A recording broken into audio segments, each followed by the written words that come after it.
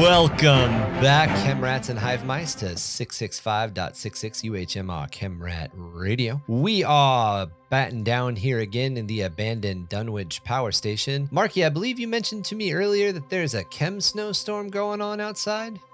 Yeah, you really want to not be caught in one of those. They'll, if you don't have a third arm, you definitely will have done dragging your feet through that thing. Especially if you're not wearing shoes. Last guy I saw go out with 3 arms came back with only 1. Huh. It was. You going to Ice, man. This is cut chem it snow. right off. This is chem snow. It's a little different. Chem snow, man. you get it blown fast enough, it turns into razor ice. It smells like poison. Burn that skin right off your body. It smells like burning. It's like frostbite and chemical burn at the same time. It tastes like burning. Tastes like grandma. My God, Grandma. Oh my God. My God, it does taste like Grandma. Yeah, it's like if someone were going to take popsicle and just push it up against you multiple times. Like if you were to sandpaper rub somebody to death with a popsicle, yeah. Yeah. It's very I accurate. have cuts on my arms from ice. It's Those no guys, joke. those guys going out into razor ice storms are nuts, though. I don't understand why anybody would leave. I personally don't understand why anybody would leave the hive. I know, it's during an fucking ice great day. here, isn't it? Isn't it It's great? better than out there. It snows inside sometimes, which just isn't fun. They out there trying to get them razorfish. That's what you think is snow. But They can it's have really them razorfish. I just want my sump lobster. Sump lobster. Some crustacean. In other news, the Corridor 54 killer seems to have struck again. It sounds like he's venturing out of his territory, though, of just terrorizing normal citizens. 2 splatterhawks were the victim this time around. I wonder whether or not we're going to see some pushback from the clans and gangs now that he's going after bigger fish. Oh, most definitely. Splatterhawks don't take anything sitting down. You might see a Take it bending splat of over, a... though. I was about to say, take it laying on their back. Taking it bending over, though. Sometimes you don't want to do all the work, gents. That's all I'm saying. Paid to lay down sounds like a good plan to me. 20 credits is 20 credits. There's a reason they call them the splats. Yeah, Splat. splattercocks, right? Yeah, I'm sorry, splattercocks. splatterhawks. Excuse me. Fucking animals. As always, I am your mohawked, but probably not related host, Goblin King, and I am joined by my nutty Professor Marky. Yep, and then we got the cockmonglers and the underhive in my ass Zillia. Wow. Yeah, you're right. Came up In with your that ass. yourself. Came up with that yourself, huh? Wow, you should be really proud. I am. You should be really proud. I am. I called him a nutty professor, and that's impressive. what he That's, left with. You guys are great at this game. D for effort. And then we got the nut in your mother's. Locked in really well to the Dunwich Power Station. We've got Beast guarding the door. Hey guys. Kevin, just why do we keep coming back to the abandoned power? I mean, it's not the sanitarium, but why do we keep coming back to the abandoned power station? Because I lost something. And, you can't just lose things and not come back for them. He lost his sump Twinkie. Like No a expiration. contact? No expiration. I mean, I don't want to spoil it. It's the only it's the only snowballs. it's the only place Why he is can it always charge fucking his, snowballs? It's a sump snowball. It's the sump only Twinkie. place he can charge his power packs. Oh. It's the only working power outlet for, 3 or 4 sectors. It's It's the really only place- weird considering it hasn't been in operation for like 70 years. Yeah, radiation. Sometimes man. when cog boys leave, they just forget to turn shit off. Radiation's a hell of a drug. You think there's like 4 or 5 cog boys just down in the basement somewhere on a treadmill just continuously walking? Is that I'm what sorry. happens? I'm sorry. Did I say power pack? I meant his pocket pussy. That's what I meant to say. Is that what the power, The power pack pack for is? the Yeah, that's what he calls it, his power pack. Yeah, it's my power pack. All right, guys. So on this episode of Lorus Obscurus, episode 006, we are going to talk about American cryptids. You can tell I've been doing a lot of research for timeline stuff because I just read it as 006 instead of saying episode 6. 006.M41. Yeah, Captain M41006. Captain's log. Supplemental. This is our first episode on American cryptids. So just to kind of give you guys an overview, we wanted to define what a cryptid is. Cryptid is an animal such as Bigfoot or the Loch Ness Monster that has been claimed to exist but has never been proven to exist. Yeah, cryptozoology is what it's referring to. Jackalope. Yes, a jackalope. Cryptozoology is an actual study, and they find a lot of things a year, mostly in the bug world. They find a lot of new bugs a year. I think it's something like 51,000 new species of bugs are found every year or something. Yeah, Just something like in insane. the Amazon or some shit. There's It's just just like insane. an untold number of different species. And there's a bunch of times where they're like, no, that's totally extinct. And then like 4 years later, they're like, oh, fuck, we found some. Yeah. And cryptozoologists have found stuff in the ocean that we've thought has been extinct for hundreds of years. So The ocean is key, or is like a Yeah. Dude, I mean, it was fuck it was the ocean. cryptozoology, which is what led you to the goblin shark. Yep. The goblin the shark was ocean. actually not a very That- not a well known one. That thing don't- and the we don't. anglerfish, dude. Fuck those things. The anglerfish. is Dude, old. there are like 14 or 15 different species of anglerfishes, and while some of them are as small as we kind of picture in our head, like about the size there's of some your head, decent size. there are ones, some too. fucking huge ones, which is terrifying. Yeah, Yeah. fuck that. One of my favorites is the blobfish. Yeah. Do you know the Oh, that blobfish ugly one? only apparently looks like that because Because it's taken out of the pressure of the ocean. Yeah, Yeah. it has to have Yep. water for its like Yep. shape to hold. which is interesting. A lot of times we kind of conceptualize cryptids as being supernatural, mythical, or even just kind of fucking super strange and out there. But as we just kind of pointed out, that isn't always the case. That's just kind of the case with a lot of the most popular ones. Well, it's also, I mean, a big chunk of that too is because a lot of the times people studying cryptids and people getting into cryptozoology, they hear them from stories, and stories are going to always have a human influence in them. And the human influence is always something either paranormal or religious. You know, because that's how we explain the unexplained. As humans, that's how we do it, you know. That ain't Bigfoot. That's Jesus. Yeah, I mean, literally, that's how there are cultures out there that actually worship these things like deities. I'm trying to be funny, and you're killing.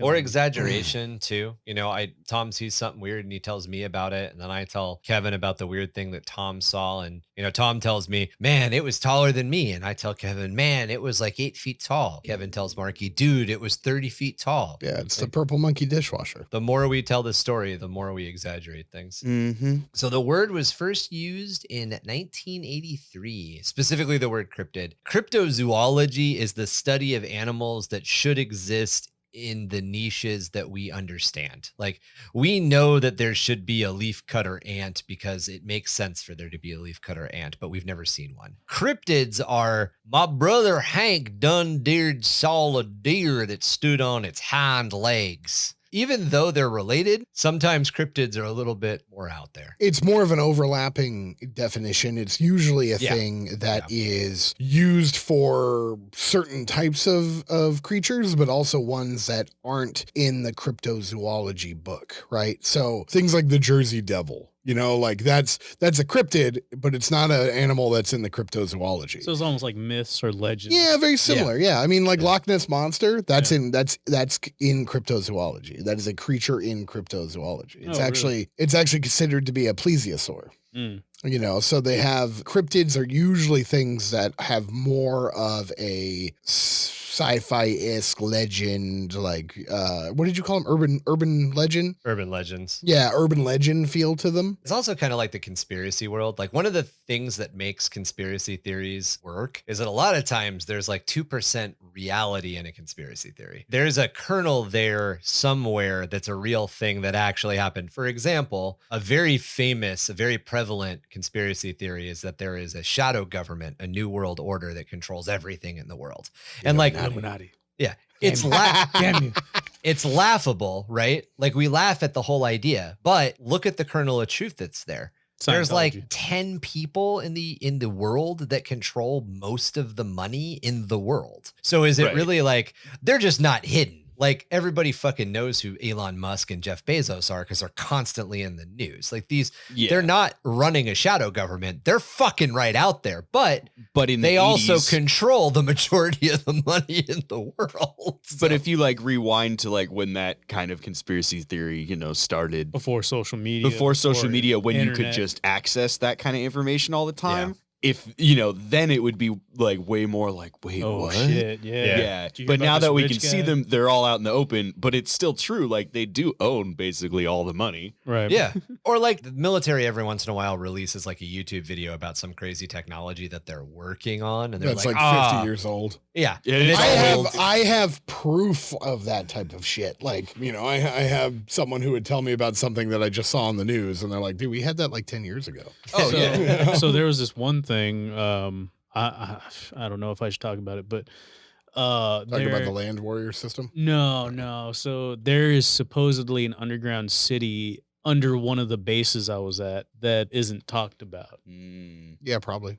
Is it real? Yeah, So which they I mean call could that- be like where they store nuclear warheads. Or What was it something called? like The Hive from Raccoon City? Yeah. Right? Yeah. So Northrop Grumman has a plane called the X-47B, or a drone called the X-47B, which first was flown in 2011. And there are several different times now since then that they've demonstrated it in public. If you were a fan of the X-Files in the late 90s, the X-Files talked about this weird triangular craft that was pulling maneuvers that were incapable of humans doing because a human would pass out. The X-47B is a drone. There's no person in it, and it's capable of doing maneuvers that would make somebody pass out. You're in the middle of a field, it's somewhere where the military doesn't think anybody is, and they're fucking around with this aircraft because they're trying to get it to fly right. You're gonna see alien ship. There's always this kernel, and sure, maybe more of it exists, maybe more of it doesn't. The same with cryptids. Yes. There probably is. I can't. What was the armored fish? The prehistoric armored fish that there's no fucking way it's alive. And then I swear, like 10 years ago, some dude caught one, and they're like, oh fuck, this explains why a bunch of shit, like a bunch of like whales and stuff, have been dying. Well, it's a perfect example of the giant squid. Yeah, giant squid. That's another good example. When I was a kid, giant squid were like myths. Like they were like, yeah, that can't be real. And now it's just fact. Right. Like people are like, yeah, there's couple. giant squid. Like that's just a thing. And I remember when I was a kid, like that was not like that was not a thing. 20,000 Leagues Under the Sea. Yeah, you were Right, like, yeah. oh no, that's just a fucking fairy tale. Yeah, and now they're like, oh yeah, look at these sperm whales. Here's the damage from giant squid. And then it's like fucking. Yeah. And that's where the myth Big had ass come wound in from. it. Was they were seeing the damage on the sperm whales and they were going, what the fuck is this? And people were like, oh, well, it's these old tales of the giant squid, obviously. And then the scientific community was like, it can't be. The ocean can't sustain an animal like that because of this, that, and the other thing. There's and not enough food, blah, blah, lo blah. and blah, behold, blah. yeah, we find one and then we It's find an strapped to- entire, yeah. Didn't they find it like still attached to the whale? And that's how they were like, They found a shit ton. There was a shit ton of them that washed up on shore in Japan. like together? Like, is it school? Yeah, like a No, whole bunch. like in different, there's been a bunch that have Okay. washed up in the last like 10 years. Because that's always the thing that I always wondered about giant squid. Like, normally squids are schooly. Like, they'll all be off by themselves every now and then, but they, like most animals in the ocean, tend to kind of clump with like things. Yeah, it's just that the giant squid are super deep. They're Yeah. very, very, very deep. So And- by the time they get to the surface, they've spread They've out. spread out. Even They're if they halfway started decomposed. together. yeah. Okay. And the oarfish is another one. Oh yeah, that's Yeah. that fucking thing. And it looks like a sea serpent. I mean, it's a fucking long ass fish, Mhm. and they would wash up dead because they live deep enough in the ocean. And for a long time, people were like, "Well, there's this giant skeleton that looks like a sea serpent. Sea serpents must be real," because people thought, "Oh, this is only the head," and then Yggdrasil? Isn't that what Yggdrasil is? Is a giant sea serpent? Yggdrasil is a tree. Yeah, it's a tree. Is it a tree? You're thinking of Jormungandr. Jormungandr is the Jormungandr, yeah. serpent chasing his own Jormungandr tail. is the serpent. But Which is why Hive Fleet Jormungandr exists. yes. It's also why the Jormungandr rift that surrounds the Skaldmar worlds is called the Jormungandr. Damn, oarfish are fucking creepy looking. Yeah, dude. Yeah, they are. It's just a long ass motherfucker. Yeah, that's like a mirror. Yeah. Yeah. That washed up in San Diego. That was the Yeah. There was I like, there remember was like there were this. two of them that did. Yeah. the Sharp Institute found it. Yep. Mhm. There's a very famous aquarium in Fuck that noise. La Jolla, the Birch Aquarium in La Jolla. It's And, awesome. yeah, they've got pictures of the like dudes holding the original. There's like 12 guys holding this fucking thing. Yeah, and then it fucking wakes up and bites you in the neck. Bites you. And then you turn into an oarfish because they're actually a zombie. And then you're a fucking were-or-fish. No fucking way. It's Were-or-fish. It's a giant lamprey. I'm not surprised at all. That's Ew. fucking creepy as Fuck shit. lampreys, dude. The Fuck oarfish is lampreys. technically a lamprey. Fuck lampreys. Leeches are lamprey. Oh, or type, really? Yeah. It's essentially a giant ocean leech. See, that's what I'm saying, man. Yeah, so look, hold on. Bites you in the dick. Now think you about got that a for- were-or-fish dick. Think about that for a second, right? What the fuck would that thing attach to? Whales. Yeah. Mm-hmm. It'd drain a Whales, human pretty in much, probably that's it. like a minute.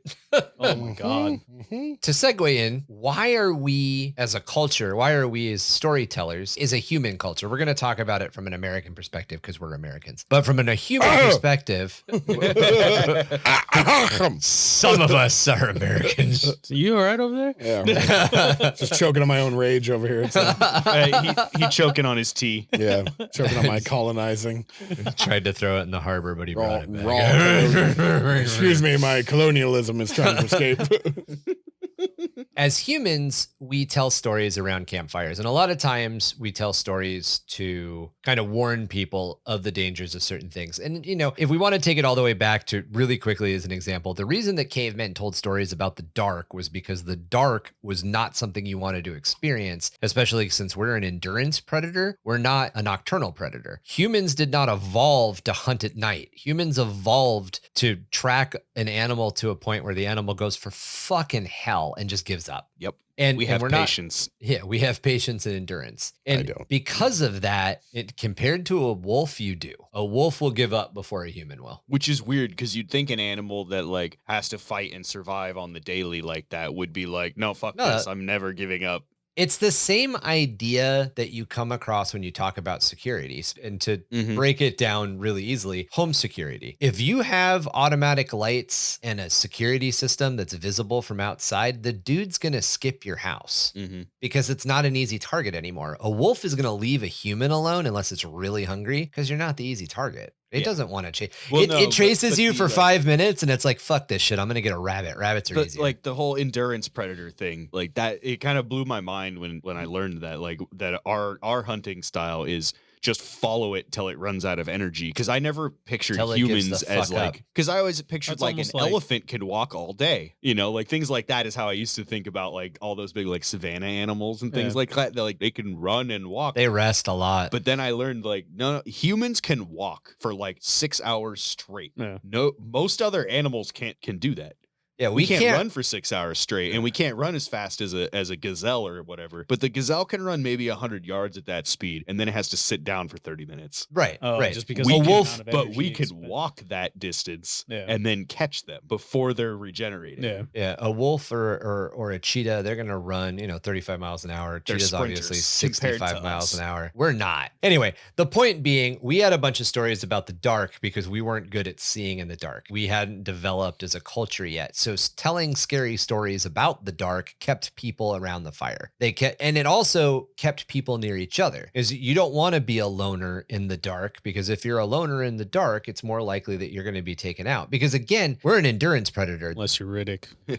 That doesn't mean that a nocturnal ambush predator can't kill us. We can totally be murked by a wolf. Yeah. They can ambush the fuck out of us. They can get us at night. There's all sorts of circumstances where an ambush predator or a nocturnal predator can take a human out. Fuck, there are humans now that buy big cats in this fucking country who get killed by big cats in this fucking country because a big cat is an ambush predator and you're an idiot weakling that walked into its cage. No, it's because you're Carol fucking Baskin. Looking at you, Joe Exotic.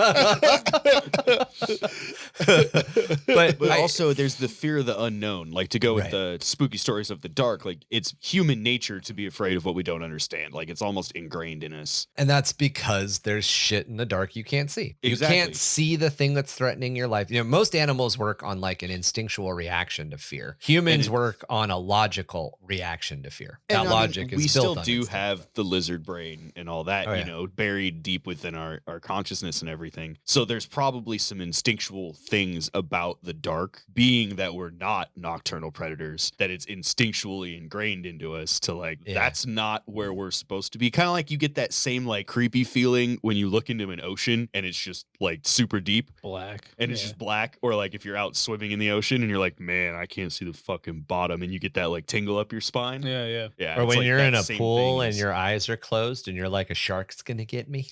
I mean, Even though I'm in a community pool and it's only 6 feet deep and it's not full of salt water. Or when you close your eyes in the shower because you got to shampoo your head and you feel the grudge girl creeping up on you. Yeah, and you're like, what's staring at me right now? Oh my God. My eyes closed in the shower are some of my nicest moments. How are you guys creeped out by that? So I actually really Oh, enjoy you didn't closing my ruin eyes it. in the You shower. didn't ruin it for me. I like the hot and the quiet. No, I think it was a Yeah. meme a long time ago, and I was like, I never feel that way. Yeah. Yeah. It is. And that's part of the cryptid, and that's part of the obsession with a lot of this stuff. You know, part of the cryptid theory that I've heard several times is we have an instinctual fear for the dark because there's something that used to exist in the dark that fucking murked us a lot. I mean, there's probably still is. There's theories that the reason that we have a problem with the uncanny valley is because there was a predator in our past that looked human. Yeah, I think I brought this up the last time we kind of talked about cryptids and like the innate fear of the unknown is that like things that are almost human looking Freak us out. are really creepy for some reason. Yeah, well, that drives back to the time of Cro-Magnon and Neanderthals. Yeah, and that's what it's Because the theorized. Cro-Magnon was like, Neanderthal, fuck you. And the Neanderthal was like, fuck you. And then they were like, let's have sex. I was about to say, but at the same time, there was some Romeo and yeah, Juliet exactly. action. Yeah. I'ma fuck that. Yeah. As you experience life and as you talk to more people, there are people that just look wrong. And a lot of times you find out later, there's a really good example of bootleg era gangster. His nickname was Creepy. I can't remember what his actual name was, but he was part of either like Pretty Boy Floyd, that era, the 20s, the big roaring 20s, big, the big 20s bank mafiosos. Robbie era. Yeah, see? And he was known as being a creepy looking individual and people didn't trust him. He was a fucking psychopath. Like he had no feeling. So you're looking at him and like he's literally in his head like, I'll murder you for your shoes. Like I don't fucking care. And you're picking up on that. Whether or not it's the fact that his face isn't emoting, whether it's the fact that his body language is wrong, whether it's the fact that you can literally hear him say under his breath, I'm gonna fucking kill you for your shoes.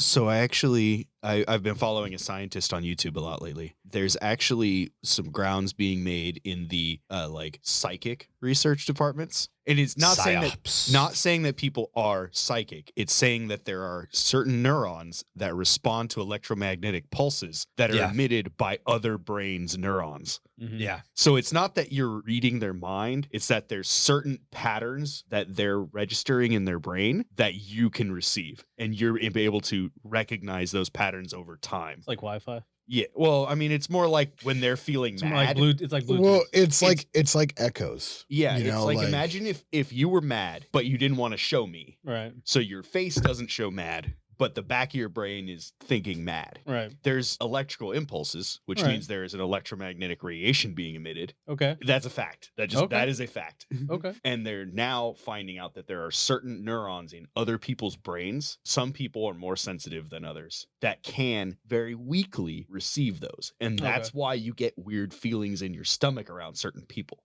Like that, like I got that weird gut feeling that guy just gave me the creeps. And there's a lot of, it's still in the early infancy, but that's the connection. And Right. that sounds like exactly what you're saying. Like that guy Or was just they're off blank. and everybody. It's Or they're a blank. or they're a blank.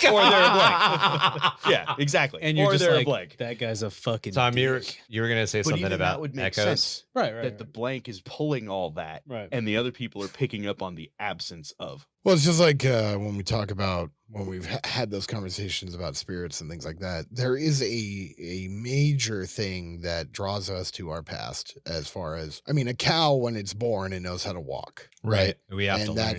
that's just genetics, right? Like that's just its animal instinct taking over. We have the same thing. We have instincts. They're just oftentimes they're either buried when it comes to certain situations, but we have new instincts now. We have brand new instincts. Like children now, they kind of know how to work with computers. Genetic memory. They just automatically understand that if I touch the screen, it'll do something. Right. You know, whereas like, you know, we didn't have that. No, Like, not at all. you know, but like, you know, certain people did. And it's just like how some people who live their lives in wooded areas, like their children, you know, they just have this sense of direction. They know where to go. Like there are people like that. Like I have that. Like I've always been able to tell which way's north. Summer has the same thing. You know, like It's really I can just be like, oh yeah, we need to go that way.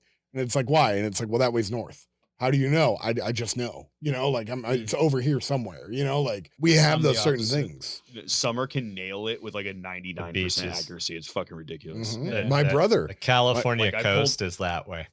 I don't Yeah. know how I can tell you that, but the California coast is that my way. brother has uncanny instincts in the dark. Like he can, like, I don't know how he does it. Mm. And I'm like, dude, you're like an owl. Like you can just see in the dark. He's like, I can't. He's like, but I can just feel where I'm going. Yeah. You know, like, Dude, I mean, he's there's like riding a nothing- bicycle in pitch black in a forest and he's not hitting trees. And I'm like, how are you doing this? You know, like, Yeah. I've had moments where I have that like clarity, even though like I don't know why. yeah, I mean, one of my biggest things is my sense of smell. Like I can literally identify people by how they smell. Nice. Like my buddy Max, he's seen it firsthand. Like I've been standing somewhere and be someone's behind me. And I'll, Somebody's here. yeah, and like literally somebody will be behind me and I'll be like, oh, hey, what's up? And I already like know who they are. And like finally one day, like Max was like talking to me and he's like, how do you do these certain things? He's like, and I'm like, oh, I don't know. I just smell them. Yeah. And he's like, you can smell them. And I'm like, yeah, that's how I identified people when I was a kid. Because my eyesight's bad.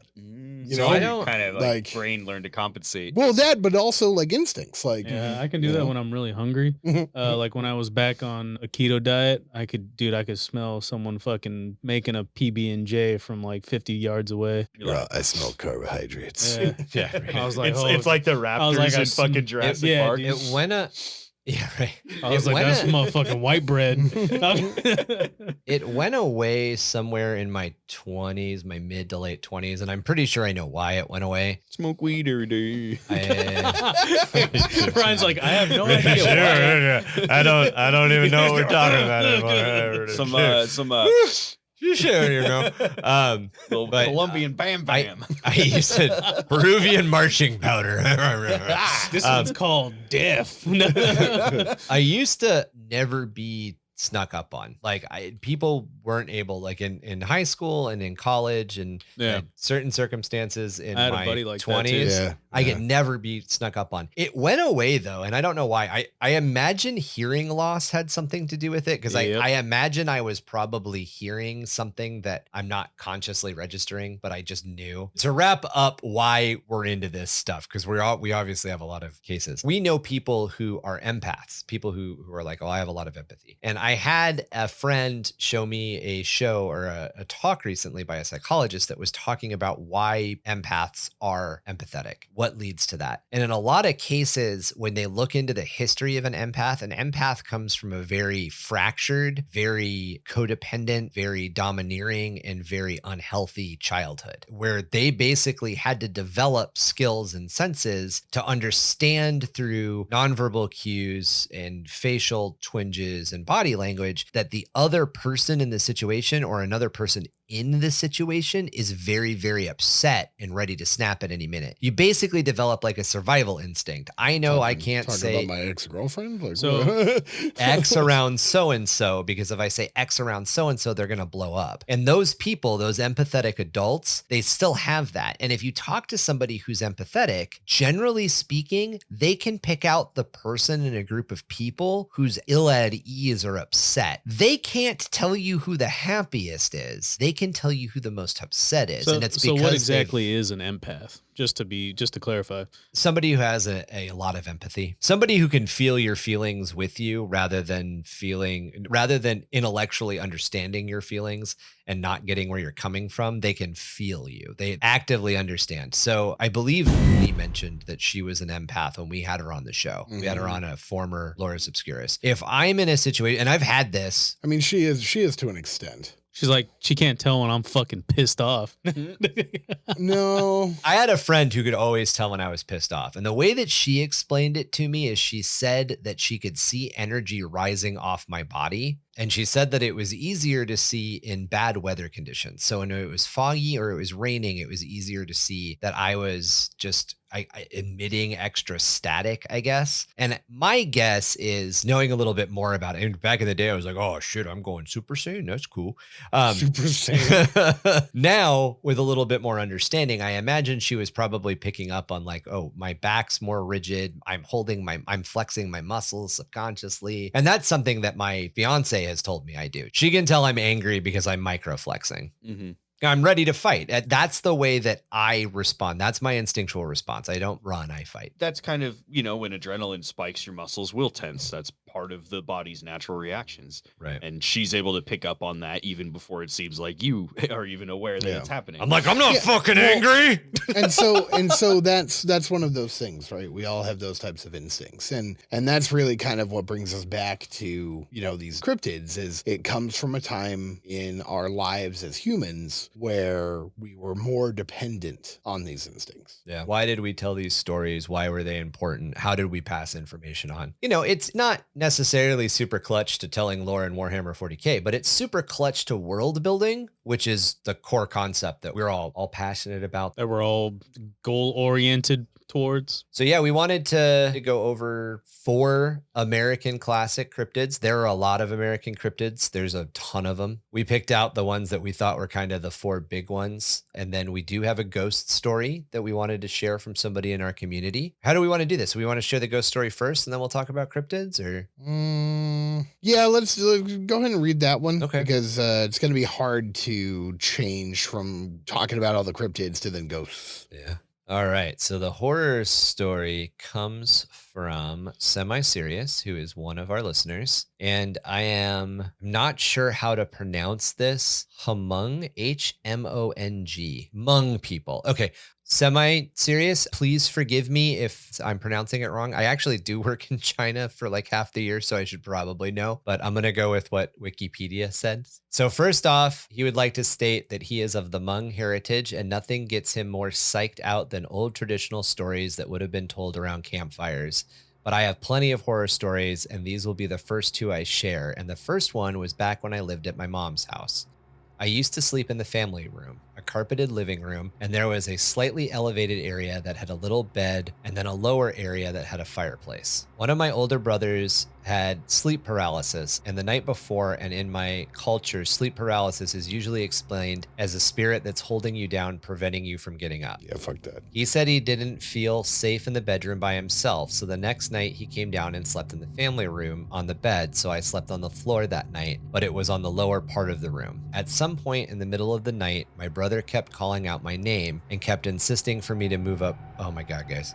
At some point in the middle of the night, my brother kept calling out my name and kept insisting for me to move up by him and sleep next to him. But being half awake, I ignored it like most people do when they're awoken in the middle of the night. However, he kept insisting, and so I finally moved up to sleep on the floor next to him. After that, he stopped talking and went back to sleep. When morning came and we got our morning started, we were around the table for breakfast, and my brother asked me, "Hey, did you know why I asked you to come sleep next to me?" And I said, "I don't even remember waking up and moving there." I kind of laughed it off. He then leaned in and said, "I told you to move up next to me because I woke up in the middle of the night and I saw something crawling around you, motherfucker." Ooh, I got goosebumps. Fuck that. Oh boy. Ooh. Oh boy. Oh, dude, I literally like burst out in chicken skin. Right. Oh, I hate that. Oh, come on. He then proceeds to tell me that he couldn't see the exact details because it was really dark, but he just knew that it was human shaped and was moving as if it was circling me, and it sent chills down my spine as I told him I felt so safe sleeping there now. The next story is in high school. A friend told me, and this has stuck with me to this day because of the creep factor. So she was babysitting her nephews while her parents went out of town. The day was pretty average. She said it was sunny. Some relatives came over to visit for a bit and eventually left, but other than that, it wasn't too exciting. However, that night when she went to bed, she left the light in the hallway on as a nightlight as she got into bed with her nephew to hold him so he would fall asleep. She wanted to emphasize that our bed frame is just barely off the ground, so realistically nothing could fit under the bed. So in the middle of the night, she said she felt something touching her face, like groping at her face, and she woke up. She saw something dart from under the bed and out the door. She freaked out and ran to close the door, locking it behind her before laying in bed and eventually drifting back to sleep. When her parents came back, she told them what happened and they immediately called a shaman to find out what was going on. The shaman got there and did their thing, looking around and going into their trance, and afterward talked to her parents, who came to the conclusion that a spirit was actually there from her father. The long conversation they had was going into his past to find out what could have caused this to happen, and they found out that back when he had lived in Laos, he was dating a girl and they made their blood pact to always stay together, where they bled into a little cup and then filled it with the fluid they drank from it. It, of course, didn't work out between them, and now it seems like she passed away after he moved to the States, but her spirit after death came looking for him, which explained why her spirit was at the house, knowing my friend was related to him somehow but didn't know who she was, which was why the spirit was feeling her face to make sure whether it was him or not. And when she found out it wasn't, she left. After figuring this out, her dad and the shaman spent their time cleaning and protecting the house. Holy fuck, dude. Fuck. So good. Those are both good ones. So I have sleep paralysis, and when I'm in a good place, which I've been for quite a time, I don't have it. However, when I do have it, I logically understand enough of what's going on to know that the old Russian woman is not kneeling on my chest. But that's what I see. I see an old woman kneeling on my chest. Yeah, that's crazy. And I scream at the top of my lungs, knowing that I'll be woken up. And my fiance says that I'm not screaming, I'm moaning. And I'm moaning over and over and over again, but I'm doing it enough and insistently enough that it wakes her up, and she knows to wake me up when she hears it. The really, really, really weird thing is, if I fall asleep on my back, I will almost indefinitely have sleep paralysis. I have no idea why. I can sleep on my back, no problem. It's not like a physical medical condition. But if I am in the process of drifting off to sleep and I'm on my back, I will have sleep paralysis. Yeah, I've only had it, I think, twice. And I think I've shared both my stories. One was the lady that was whispering in my ear, and the other was the shadow man. I think I shared both of those. Do you guys remember those? I don't remember the whispering in the ear, so you're going to have to share that one. I know, fuck sleep paralysis. That's sweet, yeah. I know somebody who has sleep paralysis, and he talks about it every now and then, and it's just, for him, it's the creepy in the corner. Nope. Yeah. I already have enough nightmares, man. I mean, and when I say creepy in the corner, I'm sure you all kind of know what I'm getting There's a guy in a top hat standing in the corner. I always used to. That's almost exactly what he's talking about too. Yeah, that was my shadow man. You ever see a dog or a cat just I haven't seen a dog. No. I had the woman. I saw a woman. Yeah. That was the one I was telling you, where I was like, I'm gonna get up and punch this bitch. And I'm like, no, just roll over. And I'm like, I'm gonna get up and punch this bitch. Yep, mine was the same deal. Cats and dogs will stop in the middle of a room and they'll stare into the corner. And it started as a joke. It was an instinctual joke that popped into my head unbidden one day. And somebody was like, why is your dog staring in the corner? And I'm like, oh, he's looking at the old Victorian children that died here. And I can't remember who I said it around, but I said it around somebody and they were like, shut up. That's what my dog looks at. And I looked at her and I'm like, what are you talking about? And she's like, literally, my dog will stop and look at the old Victorian man in the top hat in the corner of our room. And I'm like, what? And she's like, this is a thing. And I was like, no, it's not. And then like maybe a month later, somebody else was like, oh yeah, my cat looks at the whole thing. And I'm like, what? Why is this a thing? Oh my God. Is this real? Is this shared psychosis that we have? I honestly don't know why it always comes out like that. Like my shadow man story is, I was the first time I got sleep paralysis, I was asleep on my side and I was facing the wall. I'm pretty sure I shared this one. It just doesn't sound familiar, so maybe not. So I was looking at the wall, and I remember waking up. I've actually been trying to put myself in sleep paralysis for a few years now, for probably about like 7 years. Why? Because the first time I heard about sleep paralysis, my buddy was like, yeah, so this guy sits on my chest and stares down at me, and I can't move, and I just like, I'm stuck, and I'm trying to yell, and I can't yell, and that's kind of like how his story went down. And I was like, oh, okay. okay, that's gnarly. Like, I want to feel that. Like, just I want to know what the experience is. So when Who hurt you? I was just like, are you broken? I don't Right? understand. Yeah. Why Who would hurt you you? want this? Yeah, I'm a pretty fucked up individual. Mhm. Oh man, there's a guy sitting on your chest and looking down at you. I want to experience that. Well, no, I Like, just that's want to. masochism. I want to experience like what my personal experience of sleep paralysis. Because I mean, it's not gonna fucking hurt you. I mean, as far as you know. Yeah.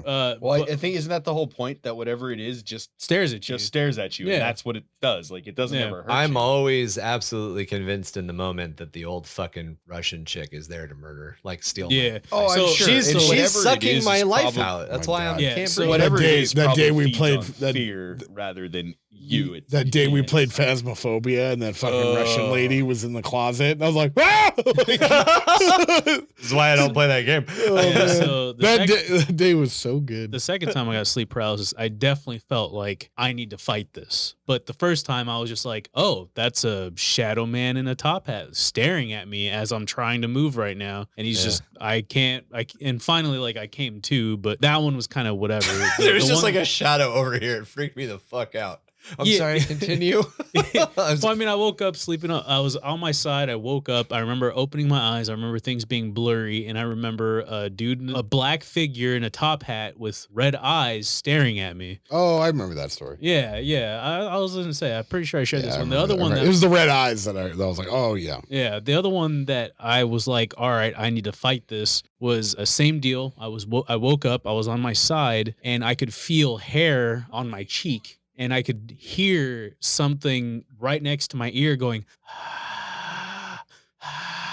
and I was just like, oh, what the fuck? Like, it just gave me chills because it does that shit to me all the time where she'll like go up to me and she'll like kind of breathe in my ear and it just freaks me the fuck out. Like, I don't know why, but it just bugs me. But it was basically doing it to me as I was stuck. And it kept doing that. And like, I was trying to move and punch this thing in the face. And as I was coming to, my hearing almost like a vacuum, like it just kind of came to, it went from to, it was Oh, it was it was- fucking yeah, Christy that snoring snoring, behind me, yeah. and I almost punched the shit out of her.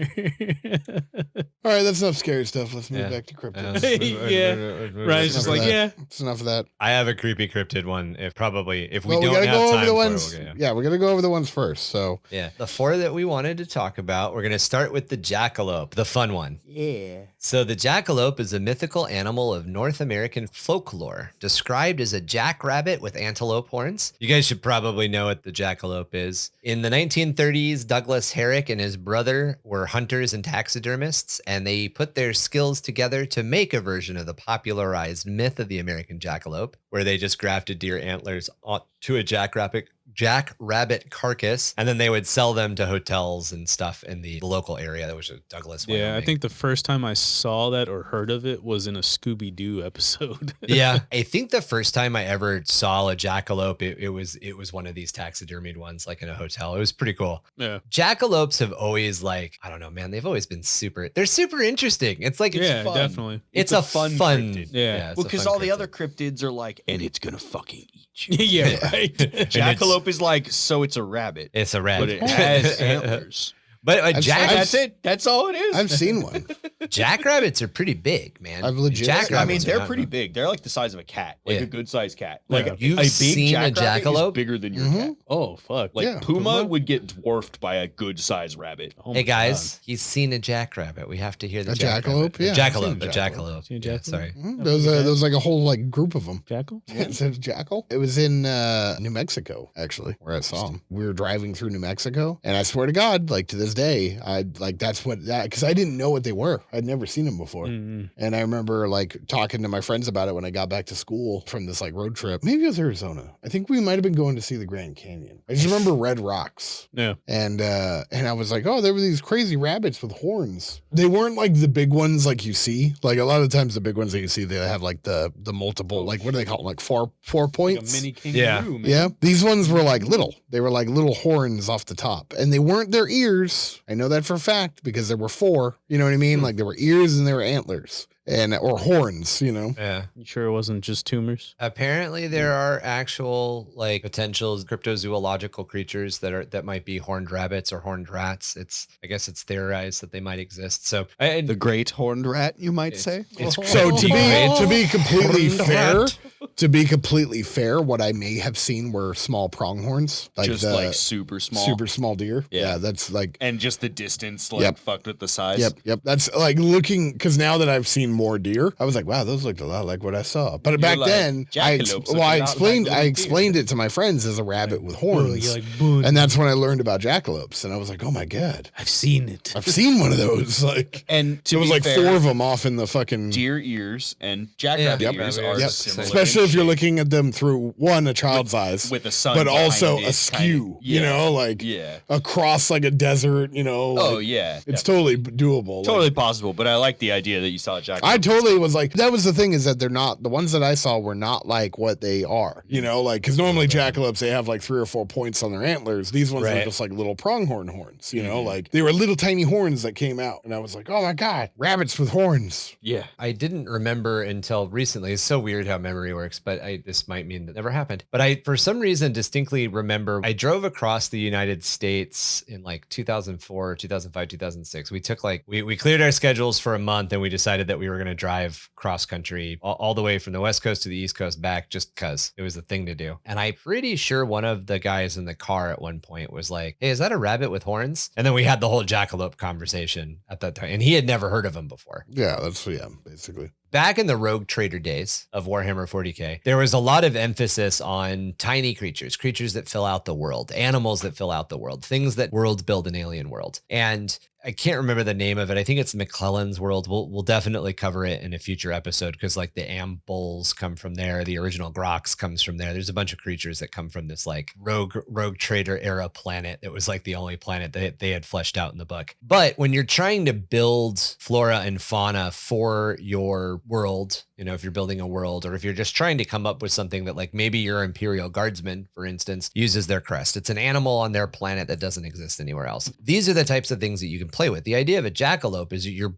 pretty much just combining 2 creatures that exist and 2 relatively benign creatures. They're, you know, a jackrabbit and a deer or an antelope aren't adverse to human life. They're not trying to kill people. They exist. It's a herbivore. You know, you can come up with these different animals that in an Innsmouth Hive sense, or maybe not even inside the hive, maybe on the planet itself, which we've established is an ice death world. What kind of mundane-ish animal could we come up with? So I mean, I think we already have. We had the Liz Gizzard. What's the Liz Gizzard look like? I was kind of thinking more like on the creepy side. I was thinking maybe like Oh, you're going creeper. something, Okay. yeah, something that looks like a small child with horns, Ooh. like super greasy small child with horns that like people think they see and then they look again and it's gone, kind of thing. No, fuck that. It's it's like a starfish. Starfish.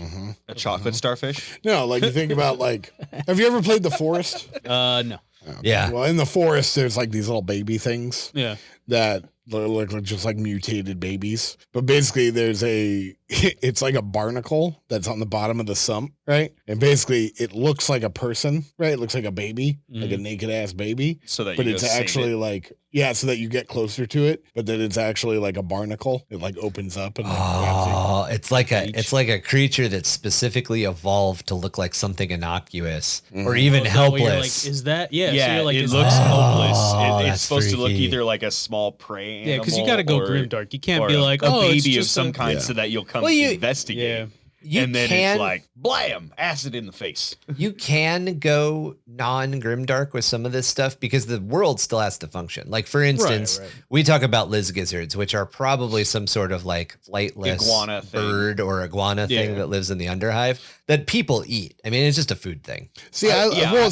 figured Because it so was kind of like an iguana. No, maybe see, with for a couple me- feathers, for and me, it hangs out on the heating pipes No. to get warm because I it's love still that. cold blooded. It still has to follow like it's still a lizard, so it's still cold blooded. So you got to like put those things, make sure it follows those rules. Yeah. See, I think of a Liz Gizzard as like a very small, like a chicken-sized ostrich.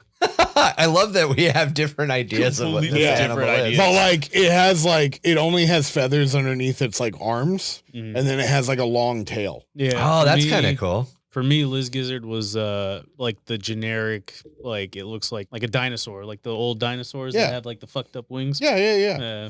Like the raptors. Yeah, exactly. I I kind of always thought. figured it walked on four Like legs. baby though. raptor. Oh yeah, Okay. no. See, to me, it's a chicken. I was Like, thinking like baby raptor. That's so- Okay, that's so so we're fun, almost man. on the same page. We gotta. I think we gotta sit down and define what a Liz. We gotta brainstorm what a Liz gizzard Yeah, is at some I think point. that's our first cryptid No, no, kind that- of thing. That's is actually that's the thing Liz about gizzard. Liz Gizzard is nobody really knows what they look like. Nobody knows. Everybody has a different definition. I kind of everybody like. thinks they. What do you mean your Liz gizzard's only got 2 legs? I kinda Yeah, I had like- 3. I kind of like the idea, Kevin's idea, that they're like flightless lizards that look like flightless birds, like iguanas or whatever. And maybe they're like koalas, where every once in a while they get so high on what they eat that they like fall. So that like people They just so like fall off. they like just fucking fall off banana, pipes. And they just fucking get Like a deck people on the way fucking- down. and they get really coconut, mad, dude. and they get really mad when they hit people, and they're kind of like raccoon. They're Like just all, like, if you catch flailing them, you can probably catch them and kill them. But if they fall on you and you're not prepared for it, they'll like scratch the shit out of you. Yeah. Dude, what if they have like almost like the prehensile tail where that's where they hang from those heat pipes? Right. Like That's what I'm like saying. So in- like, like a look, hold on. possum. So imagine this, like right? a possum. Imagine a hairless ostrich the size of a chicken with a with a prehensile long tail. tail, right? Yeah, Yeah. with a long tail that it can like hang on things like a possum, but it has like little chicken wings, but they have feathers on them, Yeah. and they have like hooks, right? So they Ooh, use I like these that. like hooks, I like Like that. bats. to like climb Like up, how but they bats got have the little hands. but they got big ass fucking legs so that they Yeah. actually like run and grab things, but they use their tail and hands to climb up stuff. And when That's the pipes cool. get cold, that's when they slide off the pipes. So like the pipes are hot, they're hanging on. Yeah, because So- they hang out in the Cold. steam vents. Exactly. And then when it gets cold, when it turns off, and they're unsuspecting, Yeah. or like they're passed out and the pipes get cold, they slide off the pipes and land on people. So maybe that's our jackalope. I think we yeah. I think we That's we our- put a yeah. pin in the starfish barnacle because I think I've It's got more like anglerfish. Yeah, I think Yeah, I've got that is a a good idea, contender though. for I that. like that Yeah. though. Yeah, I just thought that would be fucked. yeah right. yeah. Like I there's agree. just this baby like against the wall and you get close and then it's like "Meow," and like grabs you, you know, like fuck that. yeah, Fuck, it's takes like a chunk out of you. there's a plant Yeah. in yeah. the animal Jumanji. kingdom. No, in the animal Jumanji. It's a kingdom real plant. that has a Yeah, in Jumanji, wasp it's like pussy. our motto. Oh, really? Yeah. So this is just a similar idea, and what it does is it hangs that out, Yeah. and it gets a wasp to come try to hook up with it, and then it fucking whaps the wasp Oh, fuck. into its like central part, Yeah. not to kill it, but to rub its pollen all over it, so that it can go then get fucked And the again. Yeah, and the wasp was like, "Oh shit! Like, Oh, I'm shit. gonna fuck And then out. The hell did I just get and then- laid? And then he flies away, and then he tries to do it again to a different one. It reminds me of that fucking Superman and Invisible Guy Yep, Wonder Woman yep. joke. Yeah. Well, what the fuck was that? What I don't the know, fuck? but my ass is killing killing me. And so then, that's how it Yeah. generates. But So- something similar like that, it uses pheromones or Yeah, whatever, so noise. It could be any kind In of the nonsense. in the Berserk anime, I don't know if you guys have, if any of you have seen it. Something. When Guts goes into like the demon realm, and he's fighting all these demons, all of the mercenaries that he fights with are fighting along with him, and one of them runs away and he sees a naked woman and he's like, "Oh shit, like that's a naked woman, like I want to go over there." And like he walks up to it and the woman is like kind of walking away, and it pans out and it shows like an angler fish with the naked woman on Oh, like dangling from it. So when he goes yeah. to talk to the woman, she It's like like- turns around and the fucking demon like goes and eats his ass. It's Yeah. oh god, it was so gnarly. That's crazy. So I That's an developed image that I think has been repeated in a couple other Yeah. things as well. I developed a monster for my Deadlands Noir game that was a guy. Your stereotypical noir figure where you can't see his face and whatever. And he Yeah, would right. just ask, he'd be like, "Hey buddy, you got a light?" And it really was Spider. It was like the scorpion whiptail off of a giant spider. Fuck that. So it was dangling. Basically, you made a mimic bug. Yeah, it was dangling this dude Yeah. to get a light from people to like entice people into a dark alley, and then it'd fucking jump on him. Yeah, Ugh. that's what Ugh.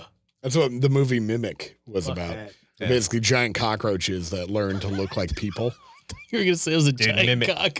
Giant cockroach. Mimic is That a was actually a great pretty fucking cool. movie. like- Mimic was an amazing movie. I don't care what It anybody was. says. Mimic's a Check great that movie. out. So is The Descent. The Descent's another really good movie. Descent was By the just way, so that funny. sciencey YouTube channel that I've been following covers both of those. It does it? Yes, that's his thing. Is he covers like movie Movies. monsters and Yeah. That's video awesome. games and stuff, and he Hmm. breaks them down on a science level how they would function. Yeah. That's cool. It's super cool. So what's this next? So the cryptid we got? next cryptid we've got, the one that I think is a good contender for the barnacle starfish thing, is the chupacabra. So the chupacabra literally means goat sucker in Spanish. It is a legendary creature from the folklore of the United States. It originated in Puerto Rico. The first sightings were actually reported in Puerto Rico. It's been described a number of different ways. Generally seems to be kind of like a like a hold on. hairlet- Before you describe it, let's hear what everybody thinks it looks like. that's the point. Everybody has a different version. Okay. No, the chupacabra literally is different to every person. Like